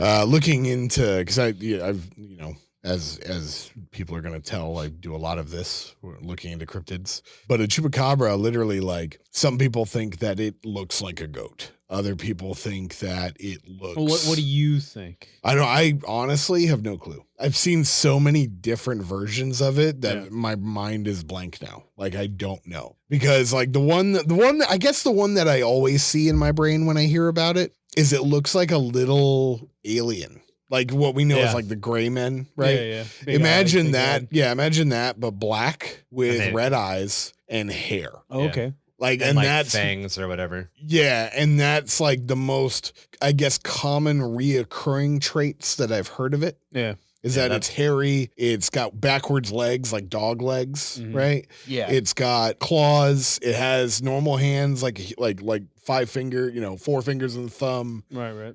It has fangs, it has very big red eyes. It's got kind of like a weird shaped like a oval shaped head, no tail, Yeah. very skinny. Like that's like the most common like traits of this thing. What about you, Kev? I always imagined it with a tail, which is kind of funny. Like it's different for everybody. Yeah, man. yeah. And what's I mean, I never really super looked into or like thought about exactly how it would look, but there's kind of like a couple. One of them is kind of like what you guys are saying with the like reverse jointed legs, Mhm. like a dinosaur or a chicken or anything like that. But like in my head, I'm almost picturing like mole rat teeth Mm. instead of like fangs, Right. like more like chompy teeth. Right. I don't know why. For some reason, to me, it seems like it would be something that digs in the ground. Yeah. Just because the regions that it lives in, that it would burrow itself during the day and then come out at night kind of Yeah, it thing. makes sense. Yeah. I don't know. And I know it's supposed to be like a lizard thing, and all kinds of people talk about being a goat sucking lizard. But for some reason, for me, it seemed more like fleshy. I don't Yeah. know why. I always imagined it more fleshy. Fleshy. Than It's lizardy. normally described either as an alien or as a canine looking thing. So yeah, I Yeah. can see where So you're coming from. my description that I've always gotten, or like that I've always kind of like fallen under, has been a hairless goat, like mole rat looking with mole rat so teeth. you got that too. Yeah. With mole rat teeth and the red eyes, just small beady red eyes. Yeah. Yeah, something Exactly. like that. Yep. I just showed them a picture of literally what they're It looked explaining. like the ugly ass cat. I've never seen that picture, but that's very similar to kind of. So what there I'm is thinking. a dog. Same. I just wasn't um, thinking the ears. Actually, mine in my head, it didn't really have. Yeah, ears. the Right. quaxolotl, the hairless. Yeah. Yeah, that dog. So there's a dog that this thing is supposed to resemble, and that's what a lot of people think that is related to Just it. the mangy, like Yeah, 'cause a lot of the that could times- totally be confused. Yeah, well, a lot of the times there's things like this dog. and like right there, it looks like it's doing some time warp bullshit with his legs. Yeah, you know what I mean? Like, I can't remember the name of this thing. It's like a quadratl or some shit like that. It's this little skinny fucking hairless dog that has like wiry hair. And a lot of the times when people say that they're seeing a chupacabra, it's one of those, or it's a dried up coyote. Yeah. So that's what like yeah. a lot of people think, that this thing is like basically that a could be an emaciated ass. emaciated coyote. Yeah. And that's Yeah. what a lot of people say they are. Most actual biologists and even cryptozoologists say that when people are seeing the chupacabra, they're actually just seeing animals with mange. Yeah. Yeah, exactly. Yeah. Like wiry hair. Yeah. I've always pictured them a specific way. And that's partially because I'm an illustrator and partially because I'm also kind of obsessed with this stuff. I think it's super neat, just from a creature development standpoint, more so than anything. But I've always seen them as hairless animals. However, their back legs, just like you guys, again, digigrade, they do have a very short tail, but it's more like a stump, and their forelimbs are knuckle drag, like Oh, I know what you're talking about. like a gorilla or an orangutan, where they actually Mhm. walk on all fours. And then instead of being covered in fur, they're covered in like porcupine quills. Yeah, yep. Yeah, very similar to like the picture that I had seen. They've got normal sized eyes, but they've got kind of like, what are they called? The lumpari. We talked about them earlier. The oarfish is one. Mm. Oh, They've got, lamprey. Yeah, lamprey. Thank you. They've got like the mouth with a bunch of little teeth around the edge okay, of it. yeah. I know exactly what you're talking about. See, yeah. like, And this I've is- illustrated them. Yep, I've illustrated a couple of them. Yeah. I'll post up some of my American cryptid illustrations because it's something that I like doing quite a bit. So I think this is excuse me, I'm gonna backtrack for a second. So I think this is a good place for our starfish critter, our barnacle that disguises itself like a baby. So again, chupacabra kind of disguises itself or kind of looks like a dog. A dog, yeah. Probably to get close to the ghosts so it can suck on them. So in this case, we've got this barnacle creature, this starfish. I think starfish probably more than barnacle because it moves, right? It doesn't just stay. Mhm. If it stayed in one place, it get exterminated. Right. So Well, yeah, mean, it I could almost like the work idea. it could almost work like a bug. Yeah. So it's more like a bug that'll just like suction cup to like an area that's maybe seeping like sewage. Well, I think of it as some type of like octopus, like a mollusk like creature that comes out of the guck, Yeah, like I the like that. liquid, and that's like where it is. It's Yeah. in that area. Like I think of it like as a swamp, Yeah. and this I- thing just suction cups to a fucking wall. Right. You know? Yeah, and then people will pass by and like Mhm. its back just for some reason looks like a baby or looks like something. It probably like- cries. Well, yeah, I mean, God, what it dude. does is like its it's snoring got sounds like a baby. It rustles just slightly. well, it to get your moves. So attention, it's got these arms, right, and it's got these legs because it's a 5-point, right? Yeah. Yeah. Mm. So it has a head, and they're tentacles basically. But what it does is it sits there, it's up against whatever it's up against, and it moves slightly, right? So as you're walking by, and it's like flesh colored. So as you're walking by, you think it could be like something sitting there, right? And that's when you go up to it, and then it just clamps. It like- moves just enough to trigger your like. Exactly. What the fuck is this? Yeah, exactly. Because That's awesome. monkey And then it brain sucks wants you. to poke things with stick. Yeah. Sucks you. Like it either sucks your brain out or it leaves all your blood. So people know that these things have attacked because they just find like a fucking husk of a body with like its throat torn out and no blood in it anymore. Oh, it just drains all your body fluids and leaves a Ooh, husk. yeah. We Just call attaches to you. We call them baby No, boppers. not even Baby like boppers? Mhm. We What? call them baby Oh, boppers. Yeah. That's great. But I it like just it. like- I like it. Yeah. And then and then it ooh. leaves. Well, it's a Oh. leech. It's Yeah, basically I was it's about a to say leech. going with the leech Yeah. lamprey idea. Well, Yeah. it grabs you like a face hugger, basically. It just Yeah. grabs your body, yeah. right? And then it just it cuts you open from the center. Yeah. Yeah. What if and it just hits you with like its fucking like those worms that shoot out like their stomach, but instead of shooting out Oh, a its sea stomach, cucumber? Yeah, well, I don't know if it's a sea cucumber. I think it's a worm. sea what- cucumbers poop their intestines out to scare invaders? You know that it's a very common tyrannid head where like the tongue ends in a like bladed hook. Yeah. Yeah. That it's like that, but that bladed hook is hollow. So it shoots this out into you, and like maybe it like literally like rips Ooh. apart, and then it And then it, shoves like- into the wound. What if it looks like the brain bug from Starship Troopers? Yeah, basically, that's kind of where I'm is getting that at where with- you're Yeah, getting at? like Yeah, the yeah. flesh color and Yeah. that's basically what I'm getting It at. has that little flesh hook. It'll fucking suck your shit out. Yeah. Like it looks like a little fat baby. Oh, yeah, and it just stabs you in the head. Yeah, yeah. Well, I mean, stabs you anywhere. Just Well, no, but I mean, like, that's what it does. It stabs you in the head Yeah. and just sucks your brain out. What if it's just what if it's just a fat muscle and it just like wrestles you down to the ground and just fucking sucks your brain out? It's Like, Yeah. wrestles you it's down. like the face hugger from Prometheus. I think it sucks your everything out. Like, Yeah, I like the it better idea that than- it eats. I like that everything. it would like latch onto your belly and just suck you dry like a Yeah. leech. It'll suck you dry in like 5 maybe seconds. maybe No, you even it's gotta take maybe some it takes time, 'cause maybe it it- takes a long time. Maybe like you'll literally come across a woman like wandering around in the underhive, like cradling a Stumble baby. it. Oh, And it's literally it this fucks thing with your head. fucking it eating has her. a psycho. Oh. It has like a Oh, psychoreactive, yeah. and it makes you care for it. Oh, I It like and it makes that. you makes you- care for it while it's draining your life. And it makes you keep That's eating and disgusting. everything Yeah, because it yeah. wants you to, yeah. It's like Quado. Oh, Fucking quad. That's I like that. A dude. psycho, That is a Did I say psychoactive. gnarly. that's good that it psychos you. Yeah, it's a psychoactive Parasite. Yeah. Oh my god, that is gnarly. That was a good one, Ryan. We were going to bring up a heavy hitter next, but we're going to end with a heavy hitter. So if you guys don't mind, I changed it a little bit. We're not going to bring up a named heavy hitter.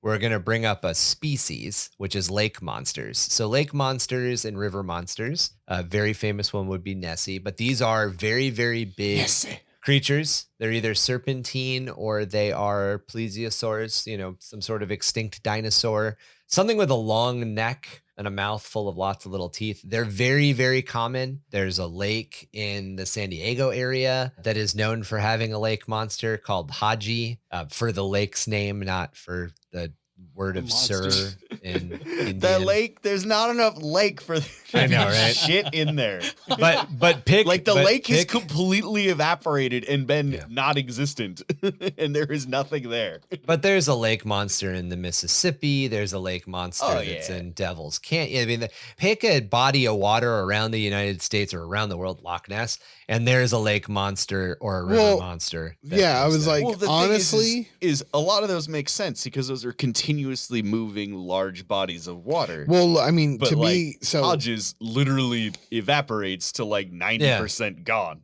I know. so there's actually in the world of cryptozoology, river and lake monsters are actually Like a category, right? well, they're yes. I mean, obviously, it's a They're category. two different categories of the same kind of thing.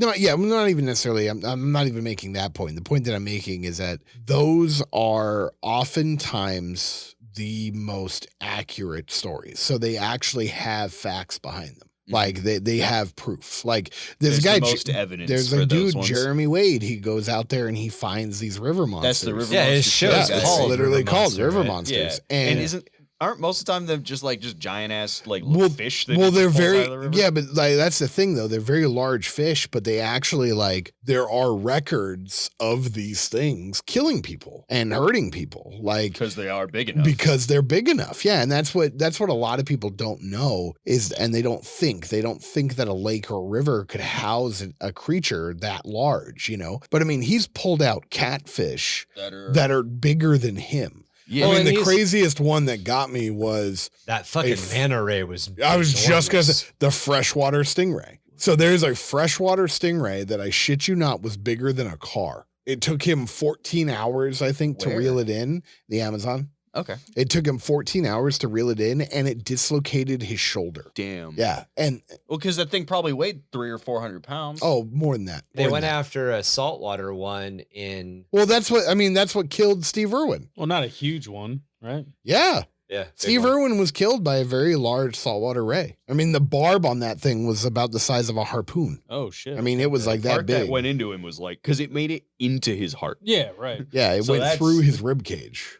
I remember one of the episodes of River Monsters. They were somewhere in Asia off of a river that fed into the ocean, and the fucking ray that they were going after was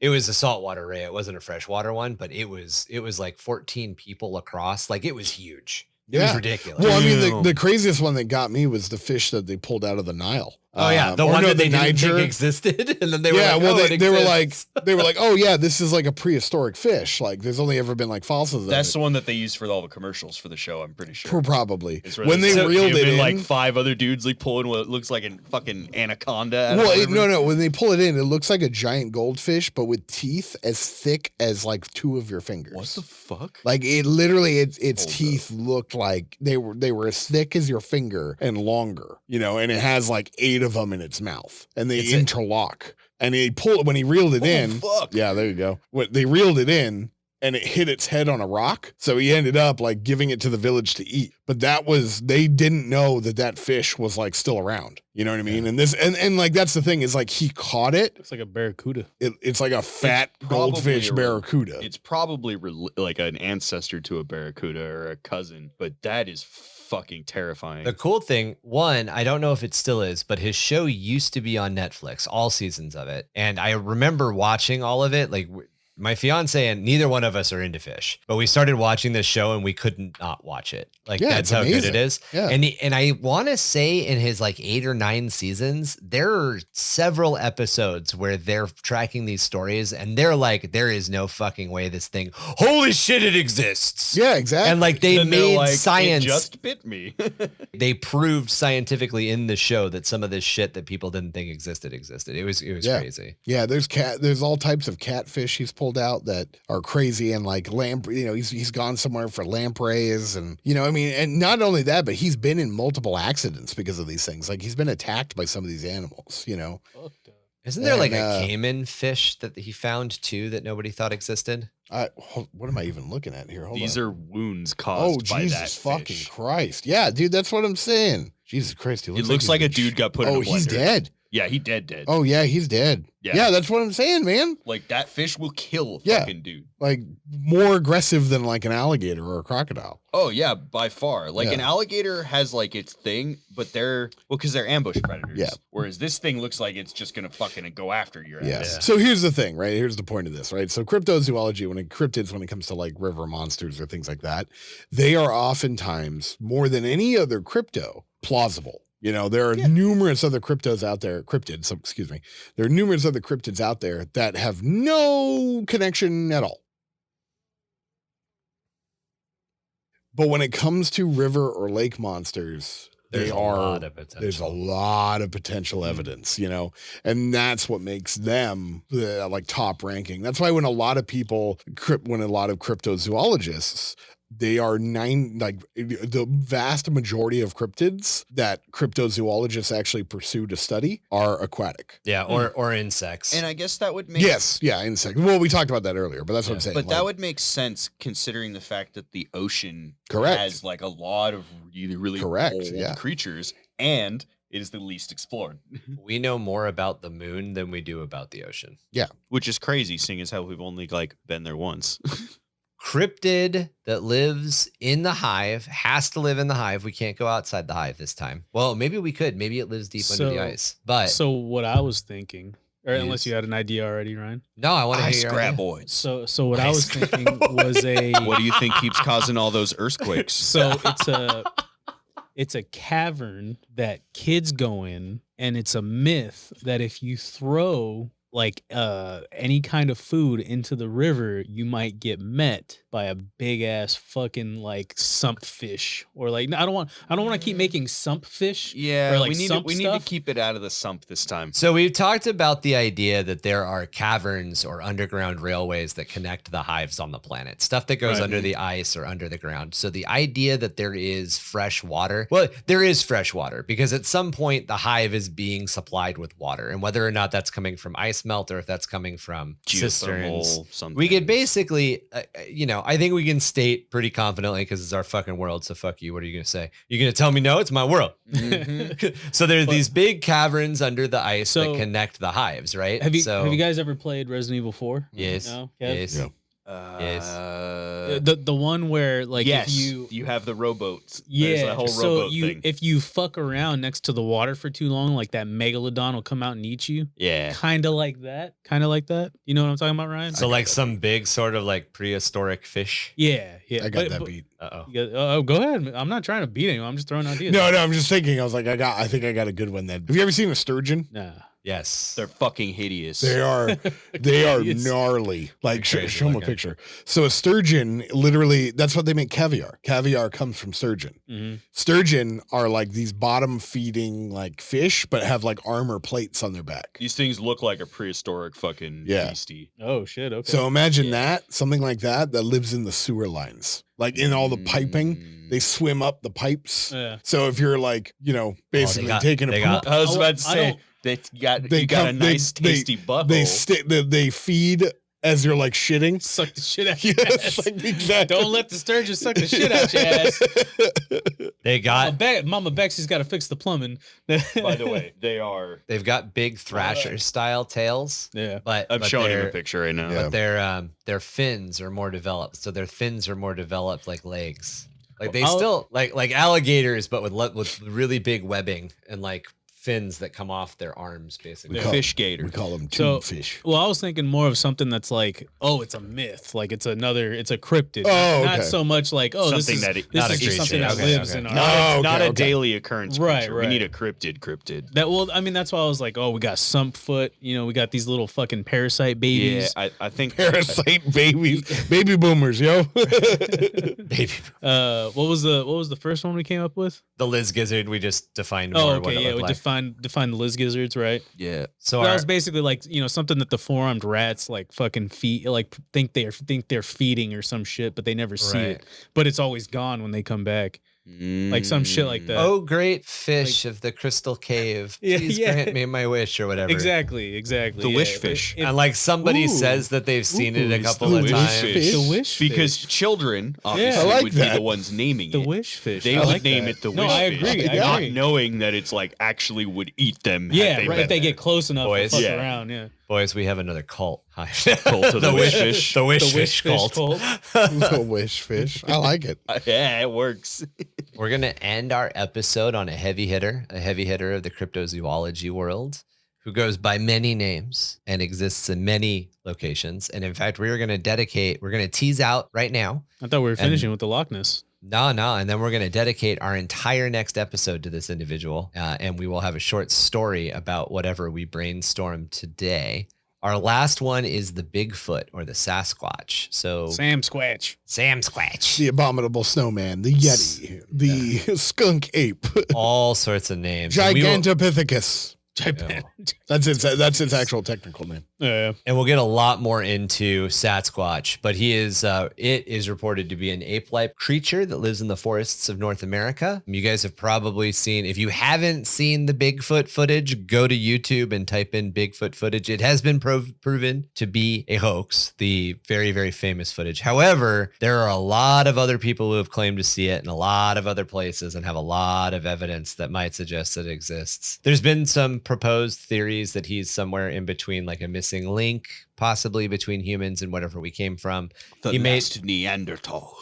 Might just be the last great ape that we haven't discovered. There's a lot of evidence to suggest, and this is real science. There's a lot of background and evidence that suggests the United States of America used to have pretty much every mega fauna creature that exists in Africa in some way, shape, or form here. We had a woolly rhinoceros. We had the great American lion was the thing that actually existed. So the Actually, idea that there is a North American ape is not necessarily out of the realm of possibility. And what's actually related to that same idea, actually, what's funny is the North American predators, or not predators, but just beasts, the crazy big North animals. American big animals were all superior to their South American counterparts. They were a lot bigger. That in ancient times, that most of these South American predator or like animals, the only reason that they're still around is because they used to be North American animals. Invasive species them basically from North America to South America across, because the Panama Canal used to actually be water. That all used to be underwater. Mm-hmm. And so there was a brief time period where that came up, and then all the North American animals ended up like migrating down there and just murdering shit tons of species because there was nothing to stop them down there. And then the other thing that they talk about a lot, because a lot of large land animals, we have proof they existed because we have bones and shit, but they haven't existed during our lifetime. And that's that the atmosphere of the planet used to be conducive to hosting that type of life. Larger animals. So there's a reason that an elephant is the largest animal that can exist terrestrially. Obviously whales are bigger, but they're in the water. And that is the fact that the atmosphere is not constantly crushing their organs into their body. You can't get much bigger than an elephant without the gravity. Oxygen saturation.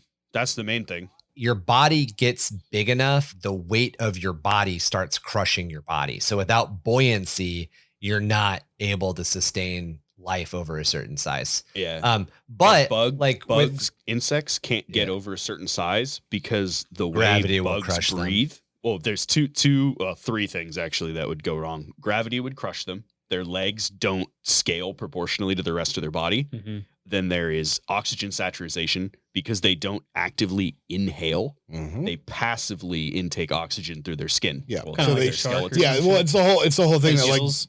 because Well, no. Gills are technically breathing. Yeah, that still works as a lung. It's just It an still aqua functions lung. as a lung. Well, They 'cause they have to actively cycle water past gills. right. Are they not actively cycling air? No, past bugs their- are not No. actively doing They just anything to absorb it breathe. through. They It's just absorb it literally through like the a atmosphere. sponge from the air. Yeah. They The breathe fuck? by sucking air through their skin. Yeah. Like So it the just passively melds into their body. the reason why that movie Mimic is because the reason why those bugs got so big is because they were able to grow lungs. They actually So- have lungs. Yeah, they had So lungs. that's That why was they're like- able to be human. That was like the whole thing about those bugs is that they developed lungs, thus making them larger.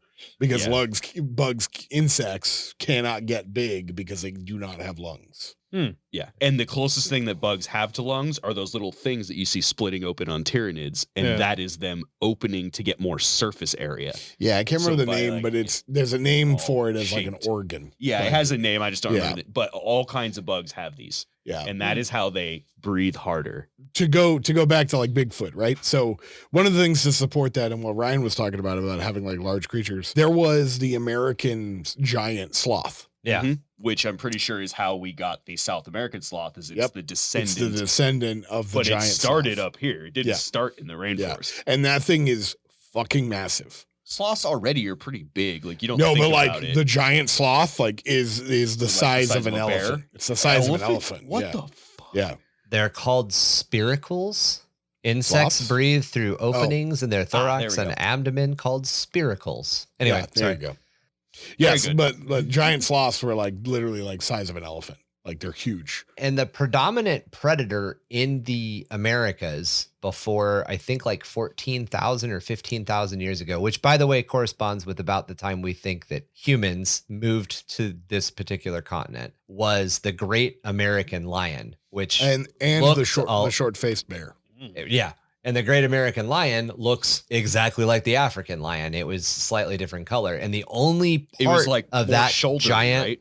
yeah, the only part of that giant cat species that still lives, and it still lives here. So we know that the environment can support a large animal is mountain lions and all of Mountain that lions. stuff.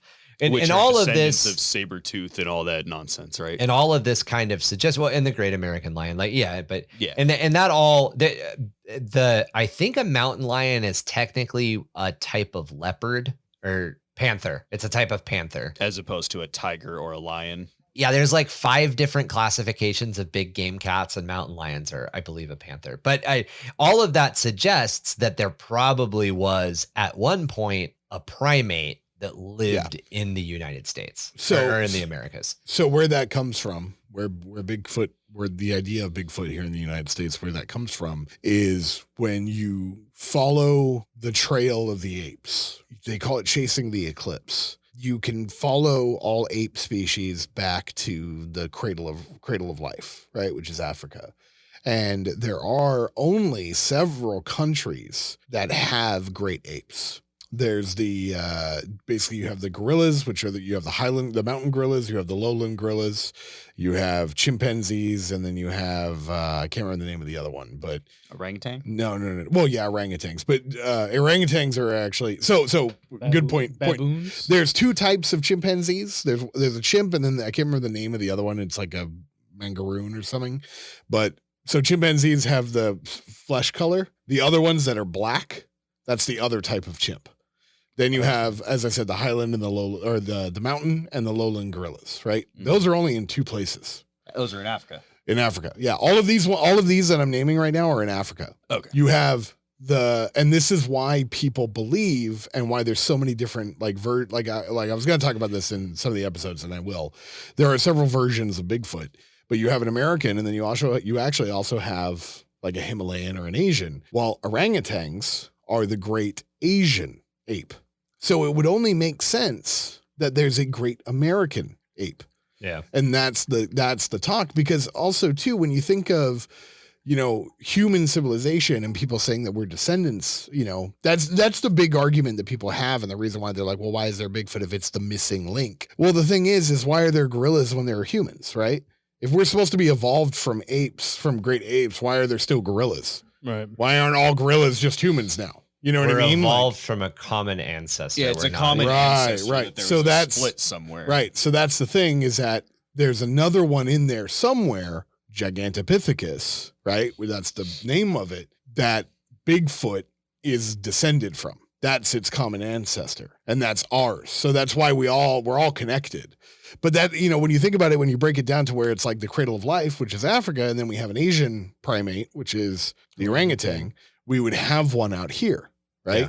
Yeah, and it would make sense out here for it to be the size that it would be because animals out here were larger. Huge. Yeah, exactly.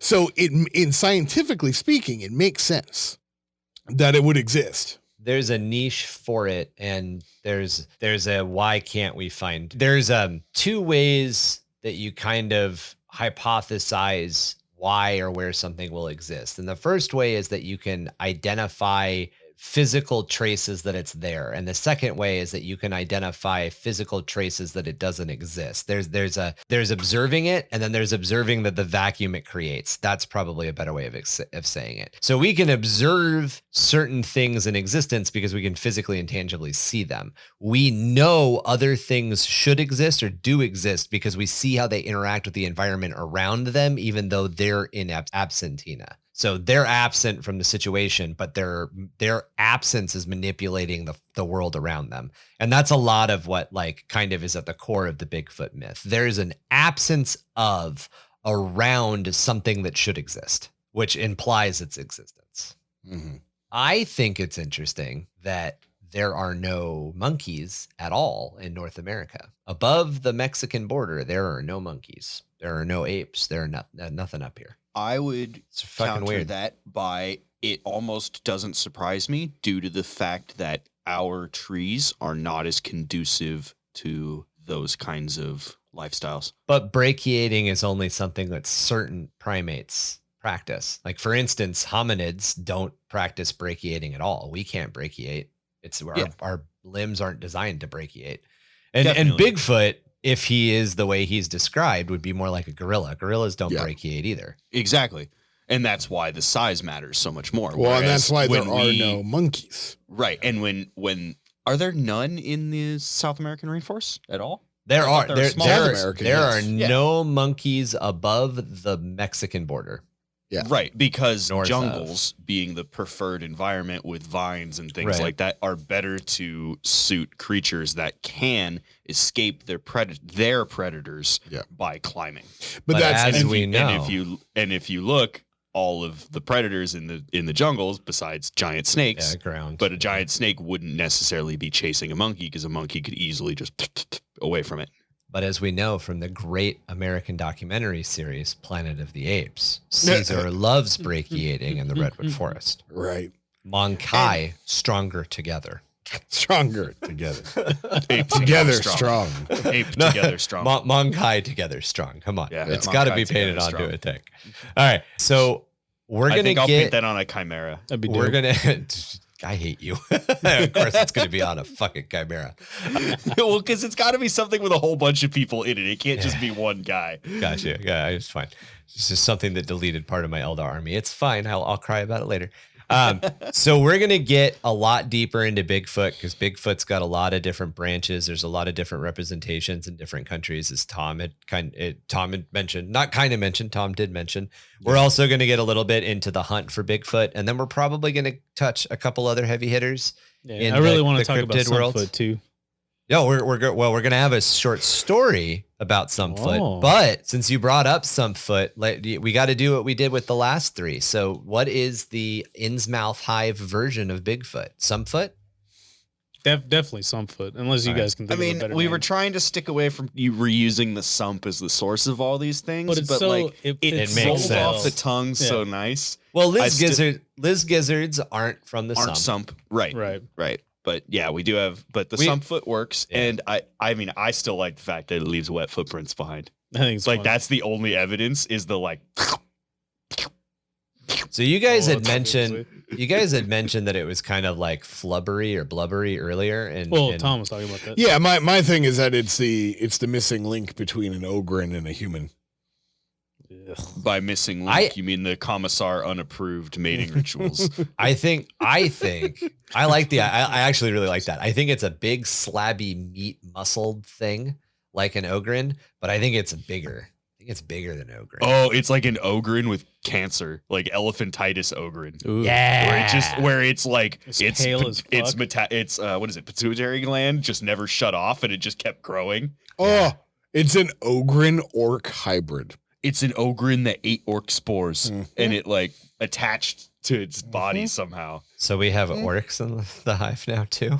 Well, we don't know. We don't know. Because then you would spread orcs. Like, Yeah. That's true. It would just end up spreading orcs Yeah, everywhere. it That's can't the problem with orcs is you can't just have one thing that's part orc. It's an ogren subspecies that was introduced to the radiation and the different toxin levels of the sump. And instead of killing it, because ogrens It just are mutated hardier, out of control. it mutated, and now it's this big thing. And yeah. and I think just like Bigfoot, there's a lot of evidence to suggest they're actually real, and a lot of people have probably seen them, but there's nothing that's concrete. Well, because nobody's been able to bring a body back. So, And it's like remember, ogrens are like childlike intelligence. Right. So it would have the intelligence to hide when it thinks it's being hunted and things Right. like And that. it lives in Almost- it lives in peace with the four-armed rats. Yeah, so almost like a Frankenstein. yeah, A little yeah. bit, yeah. I think of Yeah, like it's- Harry and the Hendersons, like all the four-armed hairless. rats, like or love like, it. Or what do you They call love it. or They're- They love it. They bring it food. almost like a hunchback. Yeah. Like the hunchback in Notre Dame. Yeah. yeah. They the four-armed rats, like Notre Dame. Mutated As in, ogren like- that just Yeah. keeps growing and it's all haggard. Not the looking. four-armed emperors, just the normal four-armed. The rat. normal like the rats. actual rats, like bring it food because they're like it protects them. My friend. Yeah, and like the fucking Liz Oh, gizzards like sit on its It shoulders. fights the four-armed emperors from eating the normal rats. Yeah. Like Yeah, the area that they operate in the sump are the areas that are generally free of four-armed emperors because they rip them Yeah. apart. yeah. Maybe that's one of the cases where people make for the existence of this, like archaeotech It's hunters because they and stuff. found like They'll come across like a swampy area with a bunch of four-armed emperor heads like mounted on stakes, and they know that no cult's involved in the area. So they're like, people can't what the kill fuck? these. Yeah. Like you come down there, you get lost, and he like shows up and he gives you a flower, and he's like, Oh and my like walks God. off. I shit myself. he calls you It's- Lenny and starts petting you until your Yeah, well, it's skin like Harry and the, falls like off. I just think of him looking like Harry from Harry and the Hendersons. yeah, except like- hairless, right? Yeah, except completely hairless. I was thinking like completely bald like that one dude from and like Nightmare glowing Before like Christmas, where he's just like bunny. Yeah, exactly. That You're dude. like Yeah. you're like, oh, you're just a big old dummy. Like I'm not scared. Like you're not scary at all. But then he gets Fucking mad, and you're easy, like, yeah. ah, like, Yeah. it's like sloth, Right, like sloth. it's sloth, dude. like that movie Powder. They're so white they kind of glow. They Yeah, got like they got descent that. status. Yeah. Oh yeah, descent stat. Yeah, they got that sump glow. Yeah. I like that. Cool. That brings us to a close for our first American Cryptid episode. I have a cryptid experience that I actually had since moving to the Midwest that I'm excited to share with you guys because it freaked me the fuck out, and I want you guys to be freaked out by it. But thanks. it'll have to wait for a future episode. If you guys have any cryptid experiences or any horror stories or ghost stories or anything like that you want to share with us, the actual honest to God easiest way to get us lore and short stories or lore and actual experiences like this is to email it to us, because then we can pull it into our notes. You can email us at underthehiveofmadness@gmail.com or grimdarkgaming@gmail.com. However, another great way to connect with us, and we will also try to work with you if that's the best way you can do it, is through our Discord community or through any of our other various social media platforms. You can find ways to get to our Discord community and to our various social media platforms with our link tree and our direct Discord links. But Discord is where the majority of the base of our community is. It's where a lot of our community writing happens. It's where a lot of our community building happens. It's where a lot of our community events happen, including our painting contest, which is currently underway. Yeah, and if Discord isn't the thing for you, we also have Ryan being fairly active in our Facebook group. We also post to Instagram and Twitter fairly often as well for Miniature Mondays, Work in Progress Wednesdays, Throwback Thursdays, and probably another couple catchy words that we can fucking throw out that make you want to give us some pictures so we can promote you. Yeah. Or and- show off your minis because we want to see them and we want to share them. Yeah, contact us through our various social media means to be part of that content that we share, because we love sharing your guys. We don't always want to just share the things that the four of us do. We want to share what our community does. Makes us very happy. Definitely. If you guys want to support our show and support what we're doing, you can help us out at patreon.com/underthehiveofmadness. We don't really like to talk about it that much, but we do a lot of work to get the show up and running and record and edited and all that stuff. So those Patreon donations definitely help. We're also looking to do a little bit more, including a couple of giveaways a year if we can figure out how to make it work, and also some swag and some merch. Not necessarily merch, but like swag ideas or merch ideas that we might want to see, test the waters with, such as stickers or possibly patches and stuff like that. And when we come up with a couple of those, we try to reward people through our Patreon a couple of times a year. Yeah. There's also... I was going to say, any of the money coming through Patreon is going straight to the podcast. It's going to commissioning art, to buying new tech, to even buying things for you guys for the giveaways. Yeah, for Much like we do with the area in here in the Hive, we spend your money to put back into making shows for you. We're constantly recycling. Exactly. Recaf, re-air, re-water, re-gram. Air in a can. No, we had re-gram a couple of episodes back, didn't we? Re-gran? Was it re-gran or re-gram? I don't know what you're talking about. Yeah, The grandma joke. It's where you reuse grandma. Where you reuse grandma. It was re-gran. Got to eat your re-gran in the morning. That's right. Oh, man. Recycled granola. Sorry about that. Choking on grandma over there? Yeah, a little bit of gran got stuck in my throat. So at our $3 or any level that you participate in our Patreon at, you get access to our painting contests through Discord, and you also get access to a video podcast. We record video as we're recording audio. So for those of you who are only hearing our lovely voices, you can also see our lovely faces. That's there over on Patreon. We also release some art assets that you guys can take to your favorite companies that print things like objective markers, like 3D6 Wargaming. Yeah, so we've got the asset there. You can download the asset. It's a high quality image that you can use to go ahead and order yourself some objective modifiers. And we're working on some other stuff. Backgrounds. We're working on different types of objective markers. We got some stuff in the pipes we think you guys will be super excited about. Check out our Patreon, please.